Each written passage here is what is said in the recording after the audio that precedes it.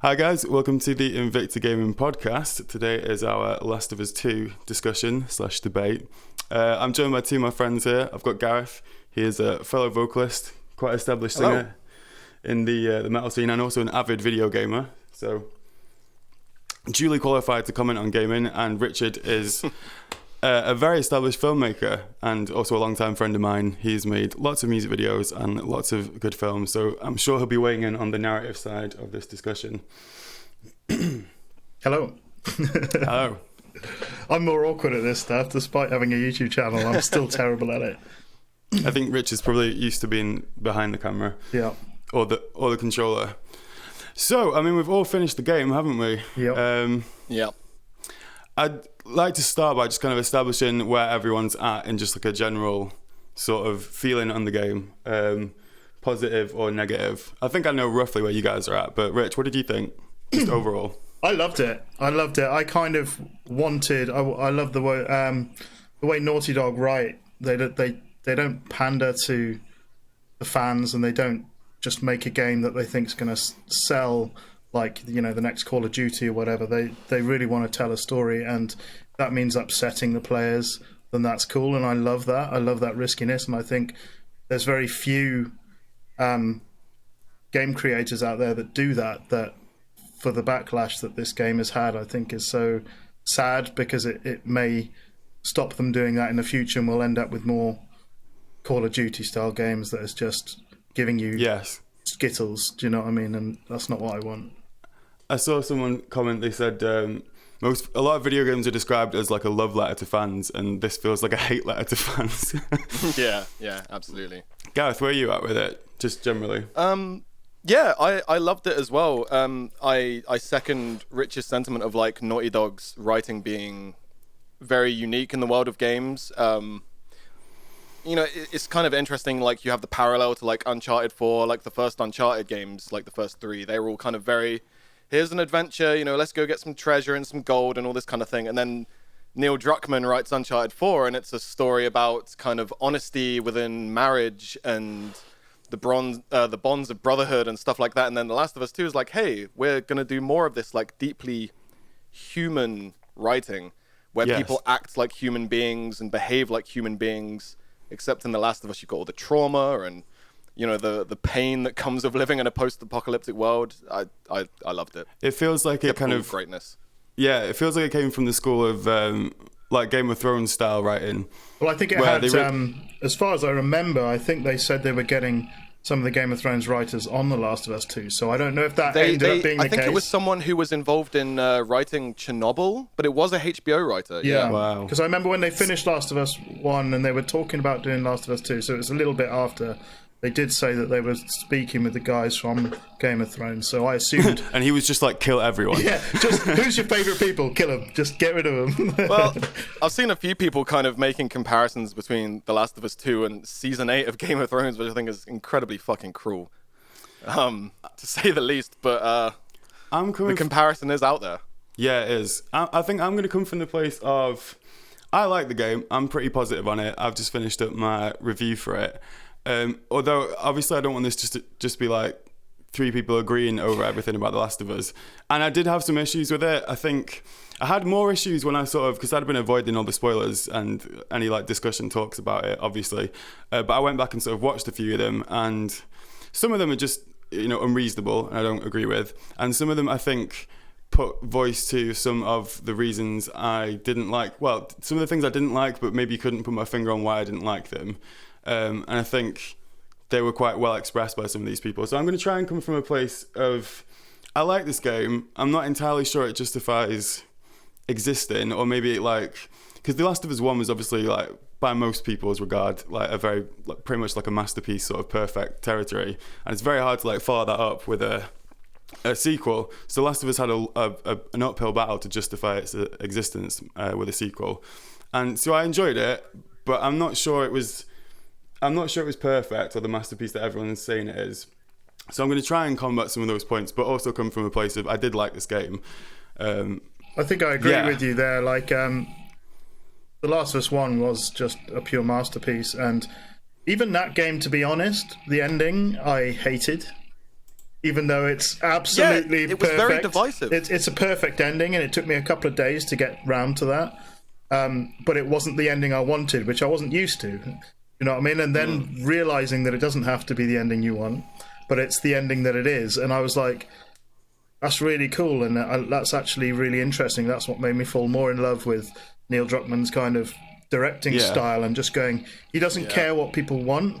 He's going to give you what the story needs, and that's what's brilliant about it. But the ending wasn't a good ending.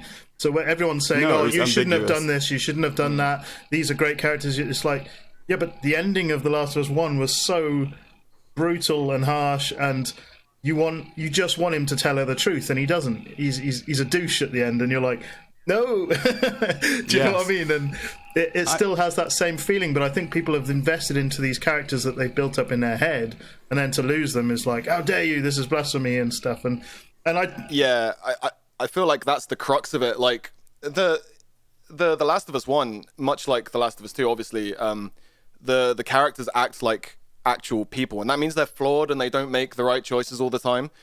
And I feel like I see this a lot with like all kinds of media. Like, people get a few years between the last release and the new release, and maybe the last release wasn't particularly well liked at the time. I see this in music and games and films all the time. They're like, it comes out, people go, oh, it's crap, oh, the story was rubbish. Fast forward, like 3, 4, 5 years, and people are like, oh, that was a masterpiece, it's sacred, you can't mess with it, this is how it was. And I feel, especially with the character of Joel, people have since built Joel up to be this kind of infallible, sad dad figure, and I feel like it's been further like exacerbated by, like Dad of War existing, and I don't know, I can't think of any others. So maybe there wasn't this whole slew of like sad dad media in the wake of The Last of Us. I mean, Joel's iconic. He's definitely iconic. He is. He's an iconic character, but like, why is he iconic? He's iconic because he's incredibly well written, and he's a very empathetic character. And I think the empathetic thing is the most important thing about Naughty Dog's writing.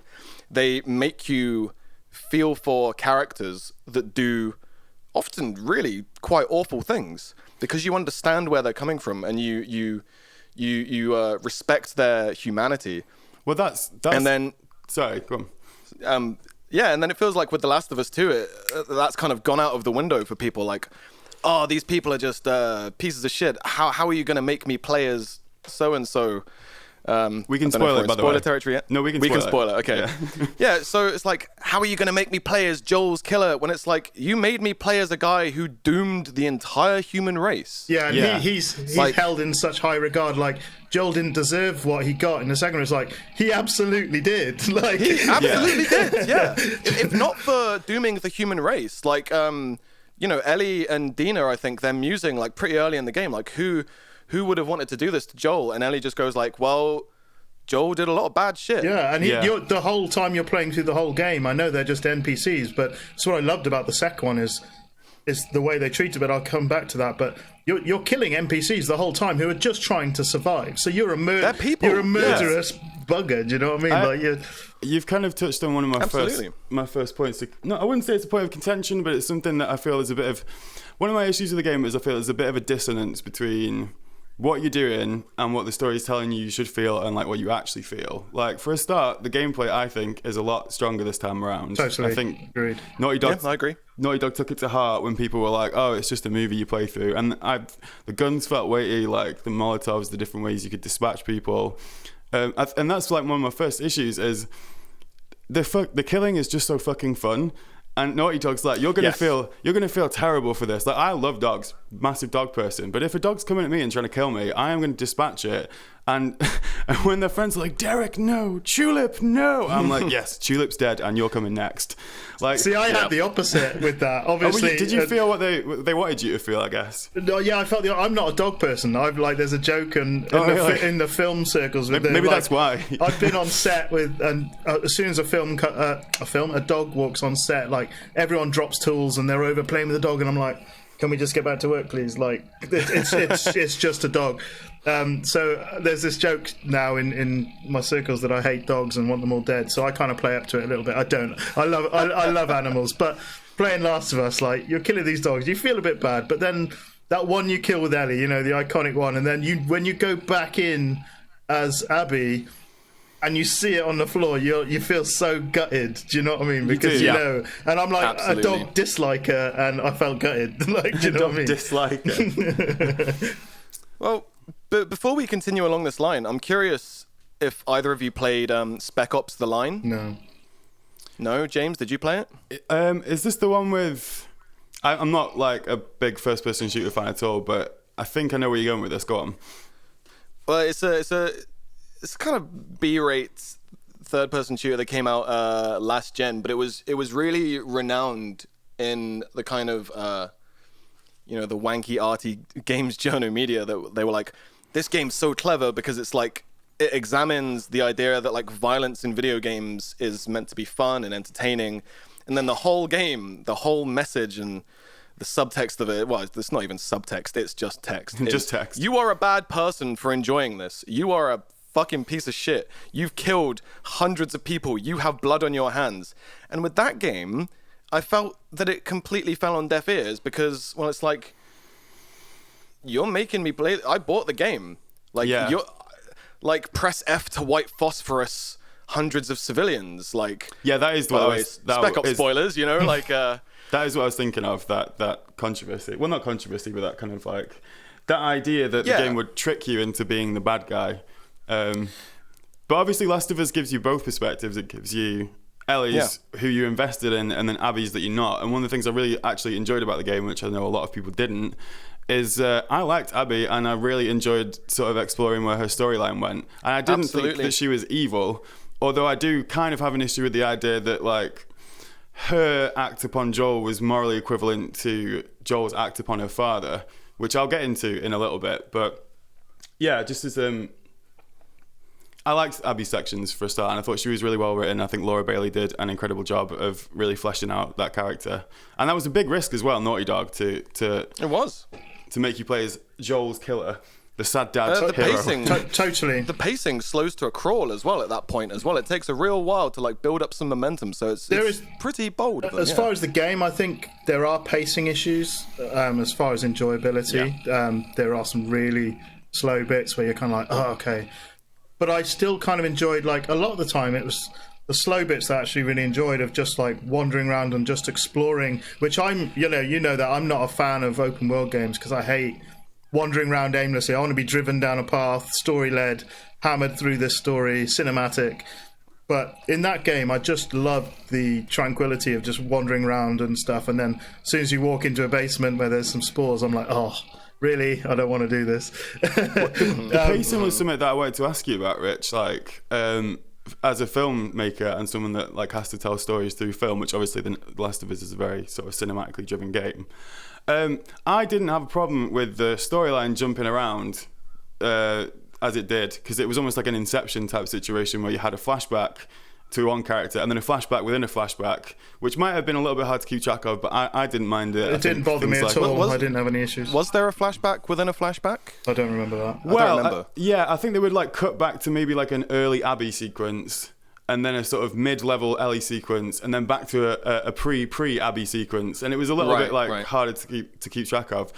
I don't mind that. I like Hoying on Hill House on Netflix, which I think is a fantastic series. That does the same kind of thing. It's very like unchronological and disjointed. My only issue was that, this is what I wanted to ask you about, Rich. Do you not feel that Naughty Dog, as sort of masters of narrative storytelling, could have maybe found a way to like weave these narratives together in something slightly more creative than just like 2 minutes of gameplay, cut to black, then a little bit, it sort of felt like, all right, here are like a B-roll highlights of like, all right, these are all the things that we need to sort of put in the story. But sometimes it felt a little bit like they could have been married together in a more sort of coherent way. It could have been, totally. There were times where I was like, okay, this is cut here, right, where am I now? I'm not quite sure, but I'm just going to go with it. There were bits like that. But I kind of just went with it. I kind of trusted them after they'd done Last of Us and obviously Uncharted and stuff. I've learned to really trust them. And Jack and Daxter, let's not forget. Don't forget. I'm still waiting for that. I'm still waiting for that. Of course. Yeah, I don't know. Like it to me, it just felt right. It felt like this game had intention. There were some bits where I questioned it, but there's lots of top films that I absolutely love, where there's bits I question, but it's just a creative difference. Do you know what I mean? Like, and I think it's great what they're doing, and it's. I wish there was more companies doing what they're doing. I don't know, like graphically, again, that's another thing, but graphically, I've never seen anything like it. Like I said, first time I started playing it, went through the snow, and then it cut back to going through the woods for the first time, and I was just like, do you know what? If I bought a PS5 and this was the first thing I played, and it looked like this, I wouldn't question it. I'd go... I wouldn't be at all disappointed either. Absolutely. The world and level design was just like a new benchmark. I actually thought like... Yep. I think obviously when you start playing it, it's very good looking, but we've seen woods and stuff before look really nice in games like Red Dead and stuff. I think the first time I sort of went, wow, like this is outstanding, is when you went to the museum or like the old arcades. And it's like, obviously you've been to museums and arcades. It never felt like a game's rendition of this place. It felt like everything down to like the signs on the toilet and like the way everything was like laid out. Like I was looking around at like an actual museum. But this is just... Naughty Dog are the kings of the interior this gen. Like Uncharted 4, like the house at the end, the Drake household. Like just that whole section where you're looking around and you're like, this is a place. People live here. Yeah. And The Last of Us 2, like, again, absolute fucking masterclass. I don't know how they've done Any interior. it. I have no idea how they've done it. And how 7 years of development. Yeah, but you look at something like... the amount of assets in this game. But you look at something like Final Fantasy VII Remake, which has taken equally amount of time. and Don't get me started. And the textures are PS1 quality because something's gone wrong. And it's like, how can you get it so right and so wrong? That game's a 10 out of 10, and... Last of Us 2 is 3.4 Metacritic or something ridiculous. There's no excuse. There's no excuse when you've got Last of Us. Like I know they're the top of the top, but why? Why can no one else hit that bar? Why can no one else come close to that bar? I think Rockstar are pushing that bar. I think the only difference between Rockstar and Naughty Dog in terms of that detail is possibly the size of the Rockstar environments they've got to create. But I thought, Last of Us has the edge, but I think Rockstar are not too far behind in that. It's tougher. I don't play a lot of Rockstar. I had a go at Red Dead. Again, I'm not a fan of the open world, and I tried it because I was like, I want to give it a go. I enjoyed the first Red Dead-ish, but I got bored. But yeah, the visuals were really nice, but then you can almost do apples to apples with Red Dead in the snow on a horse to Last of Us. But I totally know what you mean. It's an open world to a very narrow corridor kind of thing that you're following. Well, less narrow this time though. Less we did have narrow, this sort of semi open world downtown Seattle, which I thought was a masterstroke. I loved that section. Yeah. Although I didn't get the achievement for like having explored all of it. There was one question mark left. I couldn't figure out. It was like sort of, as you would come in on the horse before you sort of got to the city. Yes. Right down at the end, there's like a bit where the sort of road gives way to like a just water, basically, a broken motorway. And I was stood right on everyone in the comments is probably just like, James, obviously it's this.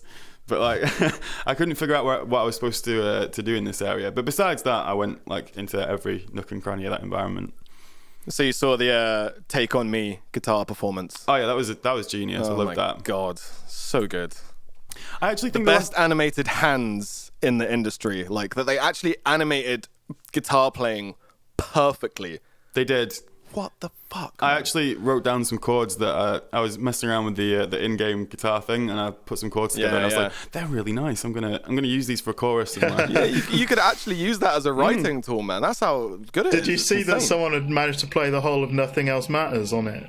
I did. Well, I sort of recommended in the sidebar. I didn't click on it, but it doesn't surprise me. Ridiculous. Yeah, that's amazing. And I'm like, because I don't know how he's done it, because he's done the single strings, because you tap on the touch bar in the right place and you hit the strings, but how where? Like, it's just like, that's mental. That would have taken so long. You've got people beating like Dark Souls on like Dance Dance Revolution controllers, man. Of course you're going to have people doing, perfect renditions of popular songs in The Last of Us. Of course we are. Like, and obviously they circle back to that at the end when they're just like, with one last sort of stab in the heart, they're like, and Ellie can't even play guitar now. I thought that was incredibly inspired. It's just a piece of like both game design and narrative design, like kind of intertwining, like right at the end when it matters as well. And like you've had the whole, Joel, I'll teach you how to play guitar, Ellie, kind of thing, and then you get to play guitar in 2, and then at the end you're like, oh, I've fucked everything. I've lost 2 fingers. I can't play guitar anymore. I'm not gonna Tony Iommi this. Like, I'll just leave my guitar here symbolically to represent that I'm fucking broken inside. Like, oh. Yeah, they really drove my heart. They really drove that point home as well about there's no happy ending here. I guess that was the bit that made me feel that I probably liked the least and kind of questioned the most narrative-wise was the last chapter of going back after her, because it's like everything that I guess the game was trying to tell had been told, and it was kind of, and we're going to tell you again in this last chapter, and it's like, okay, but I knew that, and it's just kind of, I guess I might have missed that bit of the end fight and what it meant. It's interesting. Sorry, go on, Gav. Well, yeah, James, we spoke about this in our DMs, like, I don't know, like a week ago or something. Yes. And you were saying specifically that you kind of didn't really like how Tommy kind of comes and pulls Ellie kind of back into the shit, and that you felt like it was a bit out of character for him. I'm not going to address that point specifically, but more just like the overall trope of kind of coming back to like the idyllic farmland like after the end. Red Dead 2 spoilers-ish, Rich. There's like a 15-hour final act in Red Dead 2. I love the end of Red Dead 2. It's total fan. Absolutely. Although it is total fan service, which The Last of Us is like the opposite of. Basically, The Last of Us 2 is the exact opposite. Yeah. They recreated the whole area of the first game in Red Dead 2, which is totally off limits to you throughout the whole game, and then you get to go back as John Marston and explore everything in like remastered detail. And they kept that totally under wraps. I was like, oh, look at it! It looks so nice. It's nuts. That's that rock that I know. Look how nice that rock looks. It's very much like a Western trope, and like, of course, The Last of Us is like it's like steeped in Americana. No, I don't think you can really do a reading of The Last of Us that is like devoid of, Americana and American pop culture. So I think like the fact that there's obviously, you've got like the whole deep like Cormac McCarthy kind of referencing going on, but also I think there's the spirit of the Western in there somewhere as well. Westerns have a lot of revenge fantasies and pontificating on ethics and morals in a world that's kind of too crazy and all this kind of shit. A dying land, like the last gasp of the American frontier, and then The Last of Us kind of evokes that in ways with that whole sequence where you're at the idyllic farmland and you get pulled in for one last fit of vengeance. And I think the act kind of started a bit slow myself, but by the end of it, I was in. Yeah. My issues with the ending sort of tie more into my issues with the game. Well, my biggest point about the game, I would say, and this is one of the points that somebody else said, and I went, actually, yeah, that's so true. Well, to me anyway, I felt like, going back to the pacing, the way it's kind of cut up, I'm not necessarily objecting to the way that sort of things pan out, but I don't like the fact that a lot of things seem to be skipped over in this sort of like jumping about. Like, for instance, we were talking about Tommy, Joel's brother, who in the middle of the game he's always the pragmatic one, he's the chill one, he's the more level-headed. He recognises that Dina being pregnant is more important than their vengeance. They've already killed lots of the WLF members, and he says, we're going to call it here, Ellie. And Ellie's like, so what? Abby gets to live, and he's like, yeah, this is how it is. And he recognises that. And then at the end of the game, he storms into Ellie's idyllic house with her baby that he was the one that Dina was sent home for to give birth to, and he's like, nah, fuck all this off, mate. We're going after Abbey. I can't do it. You're going. And it's like, maybe that would have been justified if we'd perhaps seen the middle sections of that, or like how Tommy got to be in that position. It's tropey for sure. It's very tropey. But in that, I feel like a lot of narrative writing is often about like, as a writer, you're kind of playing this omniscient chess master, and it's like, how can I create a situation for characters to be kind of where I want them to be? But then I suppose that kind of flies in the face of The Last of Us's kind of writing style, which is where people act like very naturalistically, and they don't just do things that like an omniscient writer kind of wants them to do. They do what they want to do as people. So I see your point. It's not so much that I don't think that there's a justification for Tommy to have acted like that. Like, maybe there is. He's blind. His missus has left him. I'm sure that sours your worldview to an extent. my only problem is I feel, and this is what someone said, this is the point I was trying to get to. Obviously, The Last of Us is about Ellie and Joel at the core of it, and a lot of their narrative is told fairly briefly through flashbacks, and I actually think that they're some of the best bits of the game, those moments between Ellie and Joel.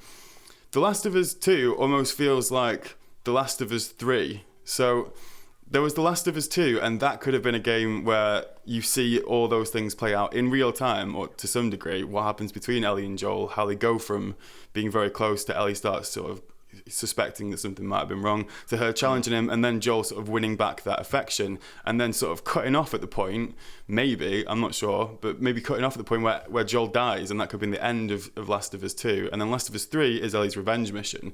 But because it's compiled into this game, not that I object to spending time with Abbey, I like Abbey, and I like seeing all the storyline, but it feels like some of the really important beats are kind of glossed over a little bit, or sort of moved out of the way to give space for the characters surrounding them. And maybe the reaction from people would have been more positive if they could have seen how everybody got to this position, rather than it just kind of been alluded to or sort of shown in flashbacks. I guess so, but I don't know whether the point that Neil wanted to put across would have been the same.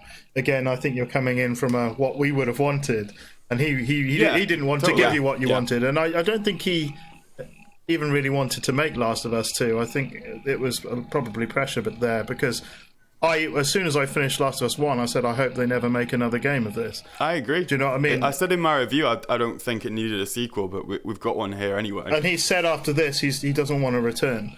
And so I think there was probably pressure to make this. So he was like, okay, then how do we tell something different? I thought if they do make a Last of Us 2, it shouldn't have Joel and Ellie in it at all. It should be... Or if it does, it should be maybe retelling the first one, but from someone else's perspective. So maybe one of the characters that bumps into them along the way, and like Abbey. Yeah, something like that. Or do you know what I mean? Where it's telling the same story, but there's some characters, I can't remember, it's such a long time ago, but there's some characters that bump into them now and again through the whole story. But you're playing it almost the game, same timeline as the first one, but. You meet them along the way now and again. Might have been a different way, but I felt like their story was done, and I kind of liked that he almost said, he's almost done that. Their story is done. The story is done of their characters pretty much at the beginning of Last of Us 2, and it's just this revenge and the descent into madness for Ellie, and I think that's a fair point. I think that the main, the other thing I wanted to highlight is lots of people I've seen in the reviews are saying that there's no repercussion for Abbey for what she did. No one cares about what she did. No, I think that's just not true at all. Yeah, I don't think it's true either. Yeah. People are saying, how come it's okay for her to kill Joel, but wrong for Ellie to get her revenge? And it's like, it's not, because every character, more than anybody. Every single character in that game that tries to get revenge reaps the repercussions. They lose everyone they love, and do you know what I mean? Yes. Because Abbey kills Joel, that sets Ellie off to go and kill all of Abby's friends, and then all of Abby's friends are dead. And then she's we like, find it in a concentration camp at the end, literally begging to die. Yeah. Did you notice that, she's buff the whole game, but then her arms are noticeably skinnier at the end? I couldn't even recognise her. Her face looked so different. Yeah. I was clicking on the wrong person hanging up, because I was like, I'm sure that's Abbey. That's definitely not, because she looks so different. How did they get them up there? I just wanted to get my 2 cents in on the... did it need a sequel thing? I'm kind of in the camp where I was like, I would love more of this, but at the same time, I didn't really care if we got more or not. But I would have happily taken it. I mean, either way. So I would have taken anything. I will take kind of anything that Neil Druckmann kind of has to give. Same. But from what I've noticed in kind of interviews with Neil, he said that when they started thinking about The Last of Us 2, it wasn't that he didn't want to do it at all. It was that he wanted to make sure it was going to be kind of true to the characters, and that he could do the characters kind of justice. And I've already seen him saying I'm not sure we're they thinking did about that, though. maybe doing. I'm not entirely sure that's what they achieved personally, or maybe it is, but I'm not sure it was presented the best way for me. I mean, I keep coming back to this whole thing of like people kind of wanting fan service for The Last of Us 1. Like, you know, Rich was saying, oh, it could be really interesting to see like the same events from a different perspective. And it's like, it could be, but then I almost feel like that would just be totally kind of giving into that fan service sort of thing. I agree. But what I didn't want was the same characters, but I think we got something that was the same characters but different in that way. I think yes. Sorry, I was just going to say, do you not feel that maybe, obviously Neil Druckmann was pretty aware that he didn't want to just deliver this sort of tropey, cliche, the good guys win kind of story.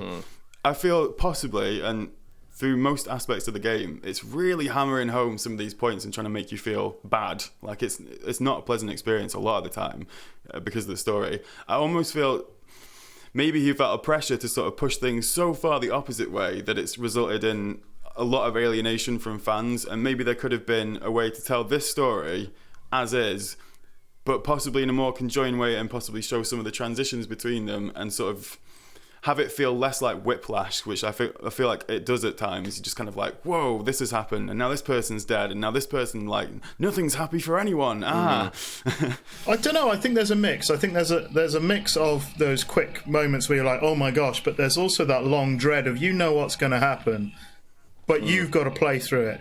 Like that moment at the like when you finally get to Abbey's chapter before the final thing, you finally get to where you're approaching the theatre and you know exactly what you've got to do, but you're controlling it. And I loved that. I kind of felt, I'm so glad they've gone this direction. As much as I love Ellie, I feel so justified in going in there and beating the crap out of her in a way. Do you know what I mean? Yeah, I felt like the boss fight with Ellie. Yeah. Like, you know, obviously when Joel dies, when you're playing as Ellie, you want blood. Yeah. Like, you know, the fact that a lot of the fans just hated the fact that Joel died. I thought that was fine. I've got no problems with that. Yeah, I mean, a lot of the fans were inevitable. Just like, Neil said that like he wanted the fans to hate Abbey because then you kind of role play into Ellie's role and you are going around being bloodthirsty. Like I know I was. Yeah. I was killing the shit out of those wolves. Yeah. And then when I got to the theater as Abbey, I wanted to kill the shit out of Ellie. Yeah. And I was like, oh wait, no, that's awful. Oh god. Oh god. Yeah, it worked. He set out to do something, and like it or not like it, it worked. I think everyone I've spoken to has had that emotion of. I've seen both sides of this. Another thing that I've sort of been reflecting on, coming back to this point of like seeing it from both sides kind of thing. On the surface, it does kind of seem like Ellie and Abbey are two sides of the same coin. They both had their fathers taken away from them in what they perceive as like an unjust scenario. And then the game's like, hey, look, these guys are exactly the same with exactly the same kind of motivations. I'm not sure when you examine it, that's entirely true. So from Joel's perspective, he doesn't kill the Doctor in cold blood. He kills him because he's going to kill his fucking, his daughter figure. And the Fireflies, they don't consult Ellie. They don't ask her if this is what she wants. They don't consult Joel. They don't say, listen, this is how it has to be. And Ellie goes, okay. And then she explains to Joel, this is what she wants. And those two have a chance to make amends before she dies. I've been thinking about this a lot, actually. Like the fact that there was no consent involved in that section of The Last of Us 1. Like no one asks Ellie, do you want this? They couldn't, though. By all rights, it seems like she would have said yes. Yeah, but they couldn't. They couldn't. It's difficult. Can I have your permission to end the suffering of the world? Do you know what I mean? Yeah, but Ellie would have said yes. Yeah, but that's a risk they probably couldn't take. Well, she's got survivor's guilt as well. She like actively kind of has a death wish as the result of being a survivor. Which is why she should have walked up to the gates of that Firefly camp at the end of this game. That's my one. That would have been lovely. She should have done. I agree. I do feel like... I know it would have been a nice bow, and he doesn't like bows, but I think... Yeah. The method in which Joel kills her dad is a split-second sort of knee-jerk reaction. He's gone through with Ellie this whole journey. He feels very protective over her. Suddenly, instantly finds out his family member, someone that he loves, is going to be killed. I feel like a lot of us can empathise with the idea that, no, we're going to snatch her away and get her out of there. However, Abbey, ultimately, this is someone that wanted to kill his daughter, whether it was for the right reasons or not, or like his daughter figure. However, Abbey is so hell-bent on revenge, and she plots this for years and years. She's consumed by it. And not only does she kill Joel in a much more brutal fashion than Joel kills her dad, but she does it in front of Ellie while completely ignoring her request to not do it or just to end his suffering in some other way. She beats him with a fucking golf bat. So it's like, obviously, if that was my dad and I was in that scenario, you probably wouldn't see sense in that reason. But I'm not sure if you look at it in black and white that Ellie and Abbey, I don't think it's just about are the same. Sorry, Ellie and Joel are the same. But it's everything. Abbey and Joel are the same. I mean, it's an element of it for sure, but like also, they were fireflies. Like they wanted the cure for the infection. They wanted to cure mankind and kind of take things back to the way things were. So Joel killing her dad isn't just about killing her dad. It's about like killing mankind. It's a maybe though. There is no guaranteed cure. It is a maybe. It's not a guarantee. They may have harvested Ellie and gone, shit, we've just killed a fucking 11-year-old, how old she is, and we've got no cure now, and like your daughter's dead for nothing. Sorry. Like, do you know what I mean? It feels... I think that was a thing that they kind of vaguely retconned a little bit in The Last of Us 2, because I feel like I remember, I might be wrong, because it's been a good few years since I've played the first one. But I feel like there was a seed of doubt about the potential for the cure from Ellie, and then like The Last of Us 2 is like, oh yeah, we're pretty sure that it would have cured everything, just, you know, kind of for their narrative purposes, if you will. Yeah, I agree. I think that's not really touched on. But I don't think it has to be, like you said, apples to apples. Like, well, this has, you know, this slight scenario which makes her more justified. I think they're both justified in their reasoning, which is the point. Do you know what I mean? Yeah, it's not about more or less, is it? They're both just traumatized. Yeah. They're both just in pain, and they're acting how they act for their own kind of sets of reasons. I'm just saying that although I was somebody that liked Abbey and empathized with her towards the end, I know I've seen a lot of feedback where people say they hated her and they hated her throughout, and it's like. But I can see why they may think that the two are not the same, and they would have more hatred for one character. And if the game is trying to make you see them as equals and trying to get you to, because I couldn't pick at the end, I like them both, but I think a lot of people carried that. The method of which she killed Joel, the brutality of it, and the lack of justification as compared with Joel, perhaps. I think they carried that through all of Abby's section, and as a result, hated half the game. I think it's kind of part of the message of the game, isn't it? That it's like an eye for an eye leaves the whole world blind. So if you're like, we're trying to use a kind of apples to apples like metric. It's kind of like an eye for an eye and a bit of your ear. Trauma comparisons. We like in real life when we talk about like mental health, which, you know, a lot of this game is ostensibly about mental health. It's about trauma, right? And the ways that people react to it. We don't go around like, oh, I'm more depressed than you. Like maybe some fucking toxic assholes do, but otherwise the rest of us are just like, you're fucking suffering. You're suffering.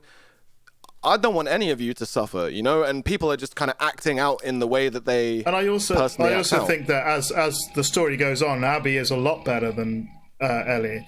Like she's a lot more forgiving, whereas Ellie's like stabbing up pregnant women. Right. Do you know what I mean? Like she is, yeah. Well, let's not forget at the end. She has the biggest. I was going to say, let's not forget at the end.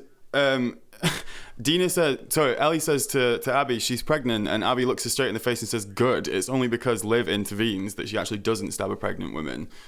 Sorry. Again, it's that thing of them, they're both seeing the justification in their eyes. Like these are people that she loves as her friends, and she's seen Ellie do it so callously and just murder everyone, and then she's like, oh no, but she's pregnant. It's like, well, good. Do you know what I mean? Like that's kind of the reaction I would have. Do you know what I mean? She's just ready to hurt.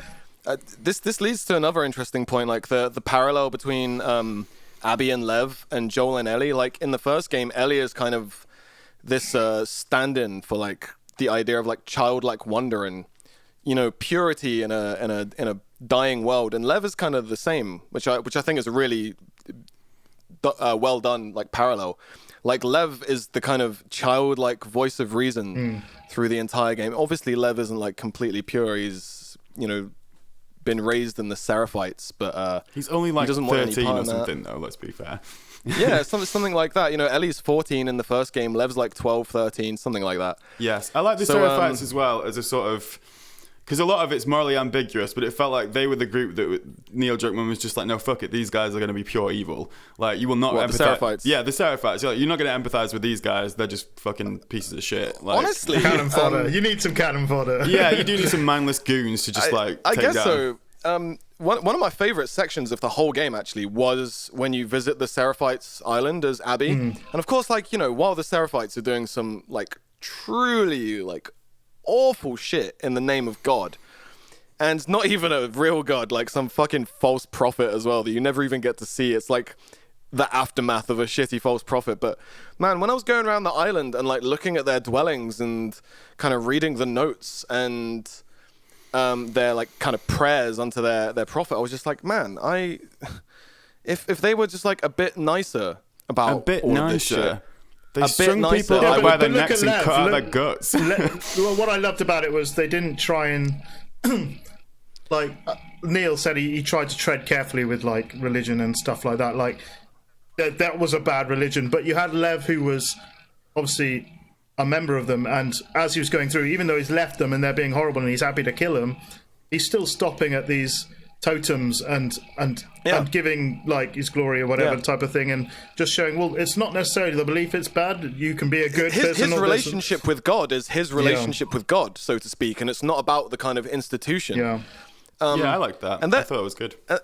And then just the fact that, like, you know, you may not like the Seraphites, but when the wolves come in and start literally fucking genociding them, I have to admit I was like a bit more on side with them after that. I was like, man, I don't like the wolves, I don't like the Seraphites, but no one deserves to be fucking genocided for their beliefs and their ideas. Like, I know, but were they fucked up. genocided for their beliefs or ideas, or were they genocided because every time the Seraphites had come across a wolf, they were hung by their necks and they strung out their organs all over the floor, Yeah. Well, regardless of who they were? I think There's that. if you want to talk about justification, you can see why they were pissed. That was one bit I Sure, couldn't of course. quite get on with Abbey, though, is like she turned on a coin against her own people, and like that was a bit like, you know, Star Wars Episode Yeah. 3 when he's like, I would never, you know, I'm not evil, and then, just turn to the dark side. And he's All of a like, sudden all he's right, killing children. yeah, let's kill all the kids. I actually liked Owen's sort of moral ambiguity a bit more, because he was his heart wasn't fully in the WLF. Yeah. So maybe if Abbey had sort of come more over to that side of thinking, or like visibly sort of been more questioning of things that were going on, that turn at the end might have been a bit more believable. Also, Well, if it wasn't... Sorry, go on, James. I was going to say, Finish your also, point. I would have liked to see more of the... when the dude who was like the head of the WLF was sort of introduced, I was Isaac, like, yeah. I was like, oh, cool, we got like a proper villain now. We've got the, like one on one side, and it's like, meh, we can kind of see where you're coming from. Here's a dude that is clearly a fucking arsehole. Like, I was like, this is setting up for some awesome kind of like they unite. Maybe that's a bit cheesy, but you know what I mean? There was like here's a villain, but he just kind of filtered out like a sort of wet fart and didn't really. And then he's unceremoniously gunned down Bang! in seconds. Oh, Yeah, I guess that's yeah. over. Well, I was about to say, kind of regarding Isaac and stuff, like he's, you know, the big cheese of the WLF, and you know, the WLF and the Seraphites, something that binds both of them is that they're incredibly, you know, tribalistic Yeah, I was about to say societies. that. You know, they're locked together in this whole thing of being enemies, and it's like they've had numerous attempts at treaties and stuff. And while the WLF don't string people up and gut them, I mean, the WLF are doing some pretty nasty shit as well. They're not all like kind of good and nice. Like, I don't think either camp deserves to be fucking genocided for who and what they are. It's just, it's part of the overall kind of human tragedy that The Last of Us is so amazing at getting across, which is that like everyone's fucked.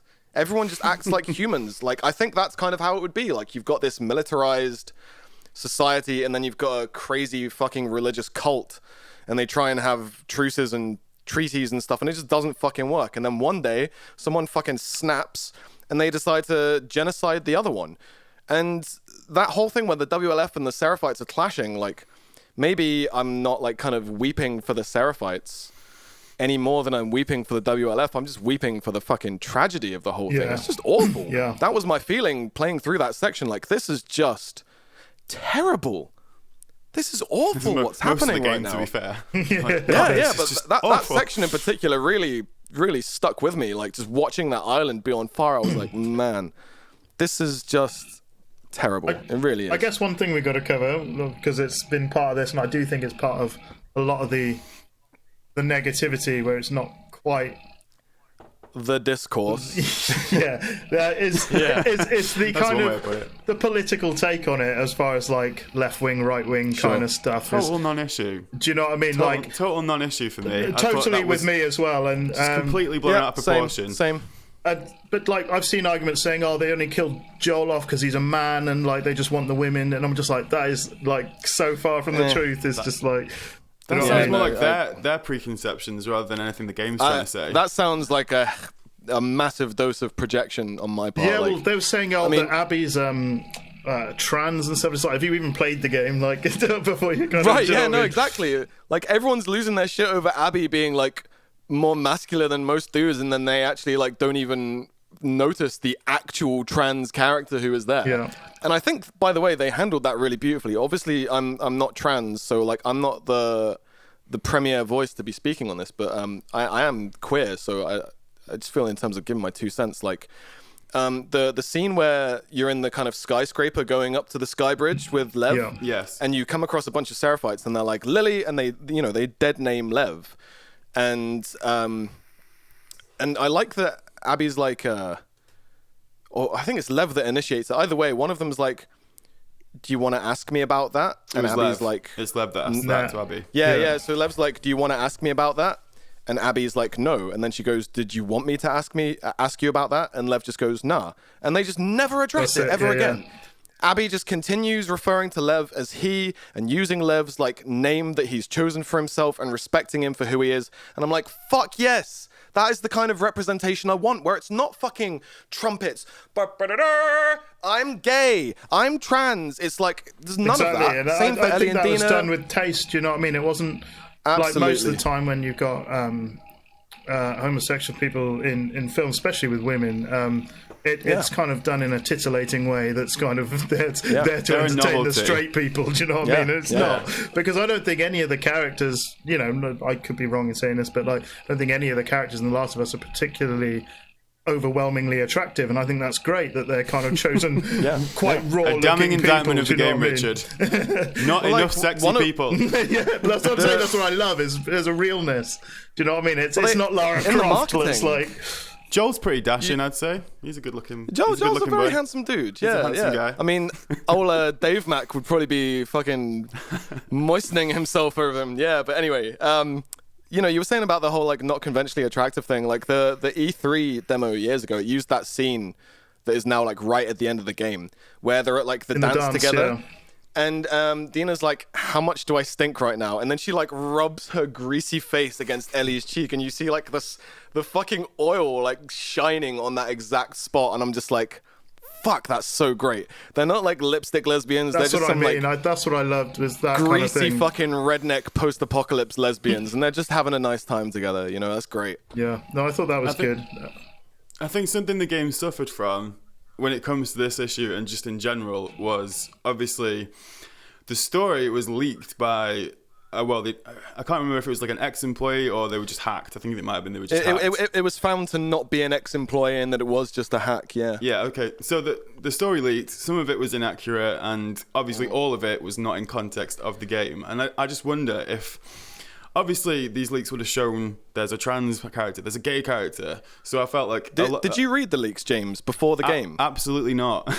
I watched the discourse, but I wanted to stay away from it. But I watched... Have you seen the actual...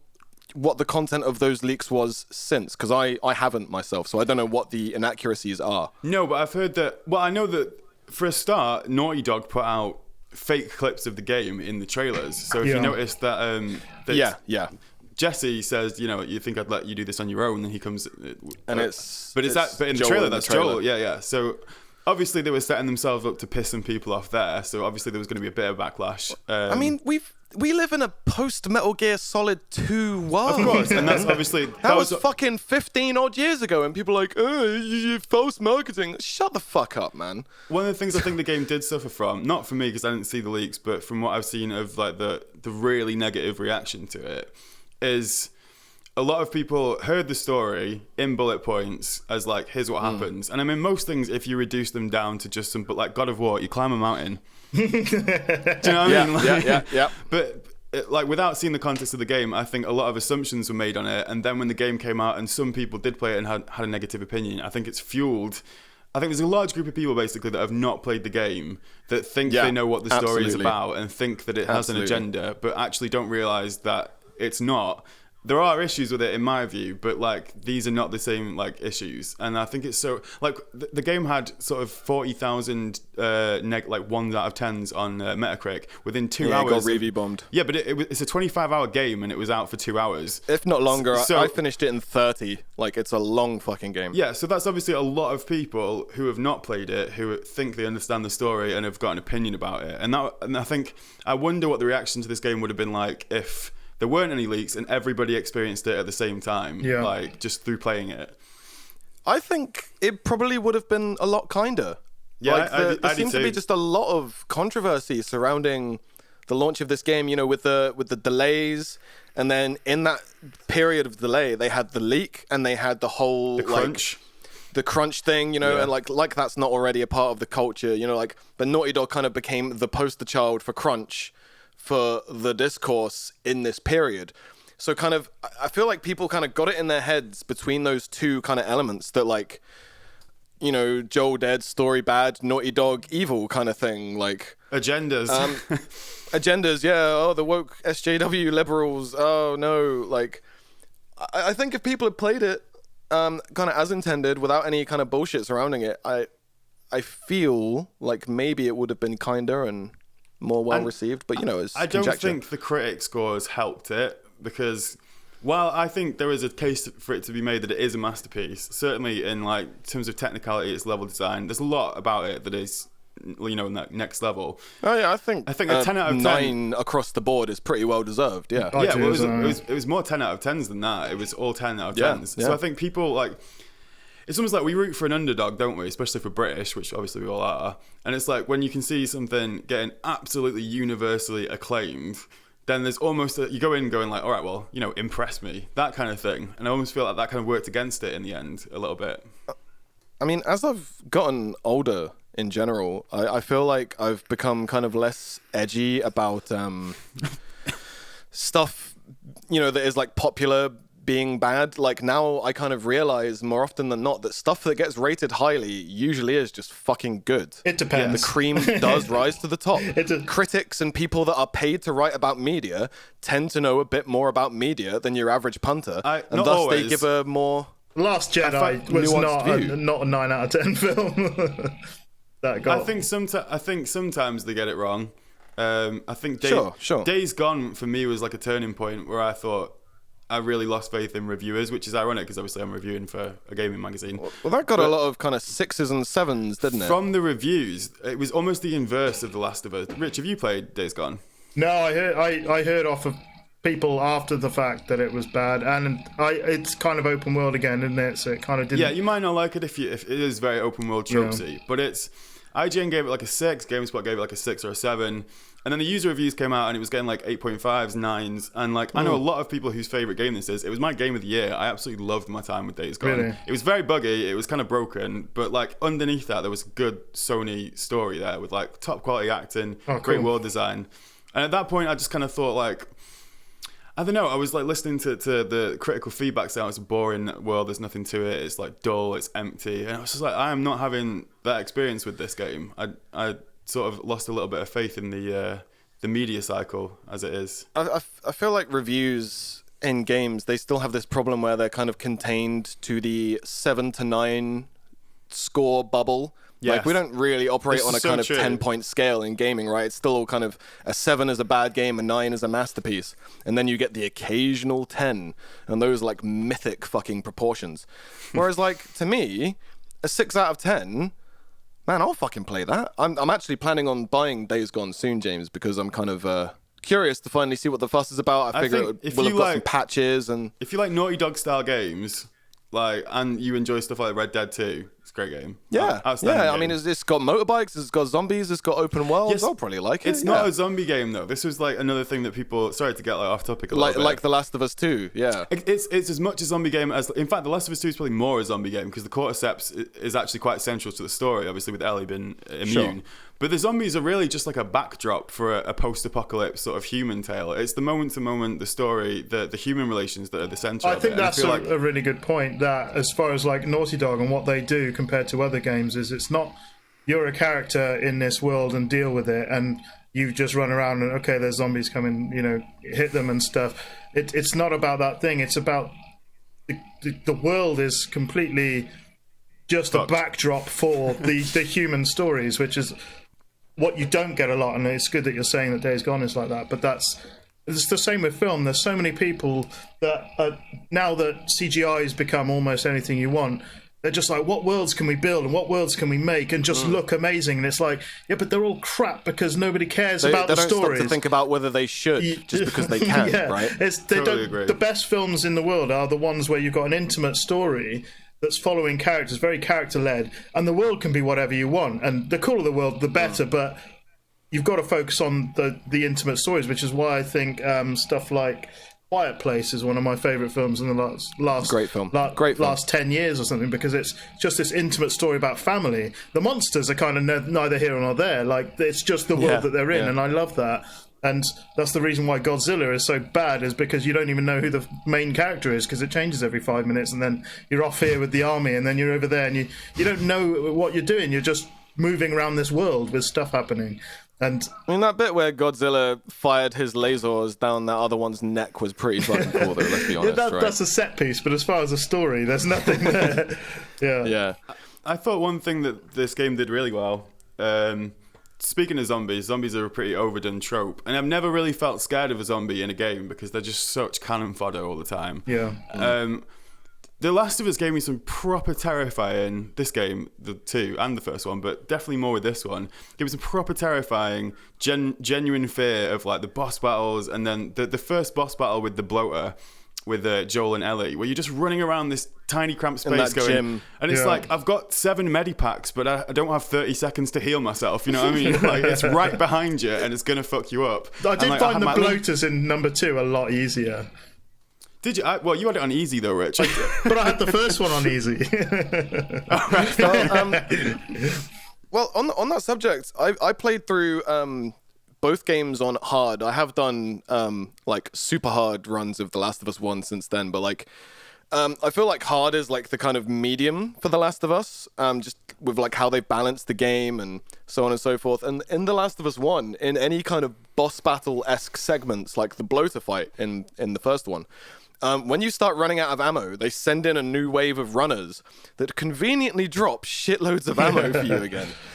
And then The Last of Us 2, all the kind of boss fights in The Last of Us 2, they hide that they're doing that like 1,000 times better. Yeah. It's so much more well done. And James, the just again talking about like how scary the zombies are in 2. Abbey has some really amazing fights with the infected. I felt for Ellie's segment of the game that it was more about the humans and that the infected just like weren't really a big deal anymore. And then playing as Abbey, like the bit in the house where Lev and Yara are going to like, try and like get a car. Or they're trying to let you out. And you're just in that tiny fucking building. The ground and then zero when you're boss going fight. down... Yeah, the ground zero boss fight, man. That was boss fight was scary. ridiculously That was so good. Resident Evil. It was Oh my brilliant. God. And the skyscraper where you're just slowly working your way down into the bowels was... That was one of my favourite sections of the game, like gameplay-wise. Yeah, it was so good. Absolutely. I also hate heights, so the bridge bit knocked me sick. Really didn't like that at all. Really? I was just there going, I know Should do it in VR. 100% I could not do this if this was real. Same. Was it just me, or like when you looked down as Abbey, did the camera actually do like a different kind of It did, yeah. thing to if you look down to as Ellie? Because I feel like it did. I mean, to like simulate the vertigo. Rich will know this trick, but when you zoom out at the same time as moving the camera closer to something, you get that weird look, right? And I Dolly swear zoom, they did a little bit of that. Yeah, I feel like when they were doing that as Abbey, like that bit when you were crossing and the Abbey would be skybridge like, was... any time in the game, even outside of the set piece moments, if you ever put Abbey near a ledge, she'd be like, and you look down, don't like she's this. But I think the difficulty difference between the bosses, between the infected, between Abbey and Ellie was intentional, because obviously Ellie had a pocket knife and you had to create shivs with Abbey and stuff. So I think that was intentional. I think you were meant to find them quite easy with Ellie because you maybe because you've done that for a game before, but I guess everyone has story-wise. Do you know what I mean? I also really appreciated the flexibility of the difficulty. I think it's quite a bold move for a game to be like, listen, we've balanced this a certain way, but if you want to go in and just like fucking change everything, like down to the degree, you can do that. You can have the enemies more like aggressive, less aggressive. You can have more drops, less drops. You can have like characters bother you less or more. Shout out to just everything on zero is good for me. Rich is like very mild, very mild, very mild, very mild. Well, I'm not a hardcore gamer. I like story. I like story. At some point, I think it was at Ground Zero, actually, funnily enough, I put a few of the options up to the maximum, but not all of them. I was like, oh, actually, I don't really want like less resources because I feel like I'm already scraping by the skin of my teeth, but I'm going to play with like enemies taking a few more shots to down, and I kind of felt like it was ruining the pacing of my playthrough a bit, so I just put it back down to like hard kind of all the way. But I love that they've got the modularity in the kind of difficulty options there. That's just fantastic. And all the accessibility options, like they're brilliant. Just opening up the playfield for like everyone. High contrast mode is hilarious. It makes your I haven't even tried it. Oh, so it makes everything grey apart from item drops are like bright yellow, and and enemies are like bright red, and then you can send out signals which will show you sort of the location of enemies. So it's like that's for like people that are like really like visually impaired, right? Super I mean, both of us wear people. glasses, so we're we're all right. Like, oh shit! I heard someone completed it, and they were blind. Really? Wow. Yeah. That's fucking amazing. Completely blind. Yeah, well, I know a friend of mine made a film, which is a documentary about a guy who plays video games and he's blind, and he's completed all the Final Fantasies. And so maybe it was him, because he's just a massive buff. And I don't know how it works. I've got no idea how that works, but apparently he completed The Last of Us 2 blind. Yeah. Well, I mean, if that's true, but even if it isn't true, it's like a testament to the sound design in this game was phenomenal. Yeah. I don't usually wear earphones for games. I don't know why. Like, I'm a music buff, and I should. But this game I played, like, for games I really care about, I play with my earphones on. And wow, like the sound design, and like down to like when you were walking in the rain, which obviously there's quite a lot of. It's like you can hear the rain like hitting the roof of the car, but then like maybe on the bonnet it would have a different sound to maybe like the back of the car, or like if it's hitting against the window. And then not only that, but it's positional, so depending on where you are in relation to that sound, it sounds different. Well, they're saying the PS5's like quadrupling down on that effect of they've got actual a chip for 3D audio alone. Yeah, isn't it like the power that chip alone is like the power of a PS4 or something they were saying? I can't remember, but it was mental. I think it's about the power of a PS3. Yeah, maybe it was that, but it was crazy, then. Like crazy, just for the sound of like rain and stuff. Mental. Yeah. I mean, I only played the Ground Zero section with headphones on. That was the worst bit with headphones. That was the scariest part. It was fucking terrifying. I play on like it's like a floor standing hi-fi thing with then like some little bookshelf hi-fi speakers on top, and that's just running through like a hi-fi amp. But I moved my PS4 upstairs one day because I wanted to play some in the daytime, and my little sisters are like 8 and 9, so I can't be playing that shit in front of them, They need to learn. The world is an unkind place. They need to learn, but man, like they're having to deal with like Boris and Brexit and Black Lives Matter, and I'm like, you know what? They can go without the zombie neck slicing for another couple of years at least, So I took the PS4 upstairs and I was playing with headphones, but the headphones were just plugged into the PS4 controller, and I couldn't get it loud enough, and it sounded kind of like shit. And I was like, I can tell this is going to be amazing with headphones, but I might have to buy some of those 3D audio ones. The ones that they sell.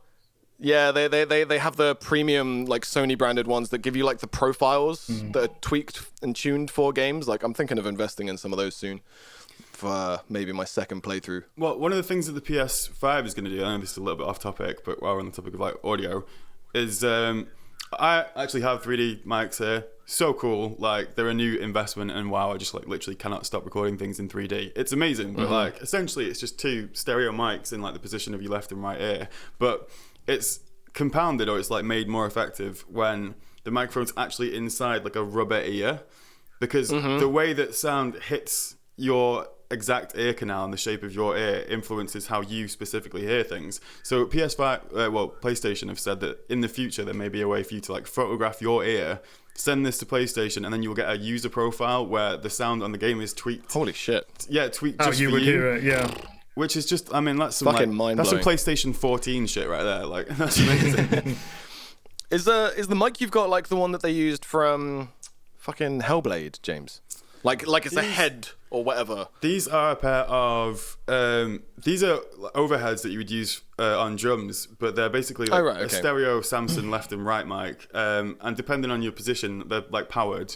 But you would put them wherever, and like you can hear sort of things in the room. But amazing for instruments and like and vocals and stuff like that.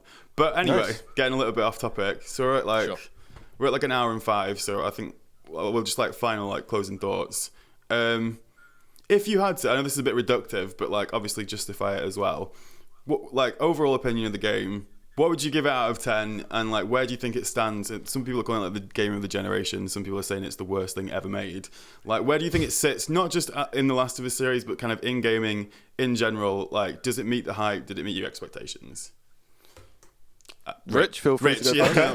Yeah, for me, I'd give it a 9. I think the PlayStation 4 has brought some of the best games I've ever played this generation, and it's hard to kind of judge that because nostalgia is so strong for games you played when you were younger, but just trying to look at it kind of level-headedly and clear, I think it's really, especially towards the end of the generation, has brought some of the best games I've ever played, and this is one of them. I had a blast with it. And I think that's down to gameplay and story. It's not perfect. I think there are some bits are questioned and some bits that were a bit slow, but I think it's strange because there's bits you might find slow and might find hard or hard to get on with, but they make the better bits better. If it was kind of just constant, you would find that as a negative. So it's that balance. But the calms was actually where I enjoyed it a lot of the most, where you're just calm and you're talking with the characters and you're exploring stuff and just realizing this world. For a while. yeah, totally. And I absolutely had a blast with it. I didn't want to put it down. And yeah, I play very few games, but the ones I play that I love, I absolutely adore and feel very passionate about, which is why I've got gaming tattoos as well. Do you know what I mean? Like, yeah, I think it was good. I think I had probably as much fun playing it as I did the first one. I don't know whether it's a better story. I think it's a good story. I think it's a brave story, and I'm glad people like Neil are making these games. And I think it'd be a real sad thing if he gave up on the style he does to cater to just the mobs, the lynch mob. Yeah. Where you go? Much the same as Rich. Like, I don't feel like there's anyone else really doing what Naughty Dog are doing for story-based games. Like, maybe there are some other people attempting it, but I don't feel like there's anyone actualizing it as well as Naughty Dog do. They're in a league of their own, and I feel like, you know, there's two devs that have kind of stolen my heart this gen, and that would be like FromSoft and Naughty Dog. Like, everything else is so kind of different from each other. Yeah, so different, but like they are kind of the masters of their craft. Like, Dark Souls is where I get my like gameplay nourishment, and Naughty Dog is where I get my story nourishment in games. And yeah, I think I'd give it like a kind of 9, edging towards like a 9.5 sort of thing. About as like close to perfect in many ways as that sort of game could be. Yeah, I mean, like, the plot drags in places, but again, like Rich was saying, they kind of help the whole in a way. Like, the fact that the game just keeps going on for so long, and there was multiple times when I was like, this must be the end soon. This must be the end soon. But then there's those moments where it all comes together and you see what the vision like really is, and you just go, fuck, man. Yeah. That was just something else. Like, gameplay, a lot better than the first. The story, you know, I'm not going to qualify them as like better or worse. I think the first one spoke to me more, like, personally, because it's about kind of, you know, like family stuff and abandonment. Like, I had a weird childhood, you know. But I think the storytelling in 2 is like incredibly bold, and it's doing stuff that other video games just aren't doing. And if Druckmann just stops, like, I'll be very sad. But maybe he should go and work at HBO instead, where people aren't such fucking. I think that's fair enough. He should make FIFA 21. I think that would be interesting. Oh yes, mate. Give me Football Manager 2021 by Neil Druckmann. All over that. All over it. I think I agree. Like, for the most part, I think the reaction, the negative reaction, made me pretty sad. Because if Naughty Dog were to stop making games, or they were to shy away from sort of doing these type of games, that would just be criminal, because like they really are the ones pushing the boundary in some regards. Maybe not in that. I think there has been better writing in other games. I think like Rockstar writing in Red Dead 2 is probably a little bit more, for me it was more sort of real and personal. But as a package, I think I'm glad I played it. I'm glad that it exists. I'm not sure it completely justified existing when it had to follow up such a beloved game, and I'm not sure this was the absolute best way they could tell this story. Like, I think it could have maybe been handled differently, but I think I came away going, this was a good experience. So generally positive, really positive, because it's one of the things that I feel most strongly about is the fact that usually, if you had if you were given something a score, you would say, okay, well, I like this. This is near enough a 10, or I like these are negatives, so that brings it down to an 8. But an 8's like good to average. But the strong parts are so strong, and they're so like no one's really doing those kind of things in terms of the visuals and just the level of like microscopic detail. It just feels reductive to give it like an 8, but it does have issues. So I'm glad it exists. I want to see Naughty Dog do some more stuff. I hope Neil Druckmann carries on, and I hope they don't give in to the lynch mob. But I do think there's room for a discussion for it not to be just this like untouchable masterpiece. I think that's where I sit with it. I hope it emboldens him and the Naughty Dog guys more, if anything. I think if people are like screaming with such like prejudice and such like fury about kind of storytelling decisions and the inclusion of like LGBT characters and stuff like that, I think that's all bullshit, all the more reason to. That's such bullshit. Absolutely, yeah. I think people need to be making stuff like that more and more. Like, gaming is so full of like popcorn experiences. Like, James, you know I love Assassin's Creed, but it's fluff. There's nothing there. Like, I loved Odyssey, but it's a fat lot of nothing. It's 120 hours of candy. It's gameplay junk food. Yeah, it's absolutely junk food. And like, how many games nowadays can you really like come away from saying that you like felt kind of mentally and spiritually like nourished by it? And The Last of Us was not something where I felt like I just spent a bunch of hours like wasting my fucking time on some popcorn. You know, I felt like I'd eaten a meal and had a fucking debate over the meal with it. That's the thing, like this game would probably been 10 out of 10 if it had zero story, because the graphics and the gameplay is so good that nobody's questioned it. Yeah. Do you know what I mean? I don't think they can. I think they're objectively great. Like, there's no way to say that. That like, it just would have been. It's better than every other game if you take the story away. Just the fact that it made you feel something, people are annoyed, and it's like, well, that's the amazing thing about it. I think the most transcendent thing about the game is the way that the story and the narrative meet for me. Is like, you know, the combat is fucking brilliant. It's amazing. It really is. Absolutely It amazing. It evokes Metal Gear Solid Phantom Pain a lot for me, which is like the other best stealth game, action stealth, I love the whatever. gameplay. I felt just so weighty. Yes. People always talk about things like Doom and they're like, oh, it feels great. But I mean, like, Naughty Dog don't get props enough for like how good their working mechanics feel. They don't. There's times where it's average. There's times when I fumbled with the controller just out of panic, and you just perform this amazingly liquid move, and you're just like, cool, I'm happy with that. My character's not just going like this. It's just they implemented it so well. I think the fact that the story actually meshes with the gameplay like a lot more this time, like, you know, they tried to do that kind of Spec Ops kind of thing where it was like, you should feel bad for doing all these digital murders, and like, I felt bad. You know, I felt guilty and culpable. I felt justified. I felt justified, but then at times I was like, oh wait, was I justified? Was that okay? I don't know. Yes. And thus the tragedy of the whole story, and why I think it's such an effective game. So yeah, I think they upped their game, and yeah, I loved it.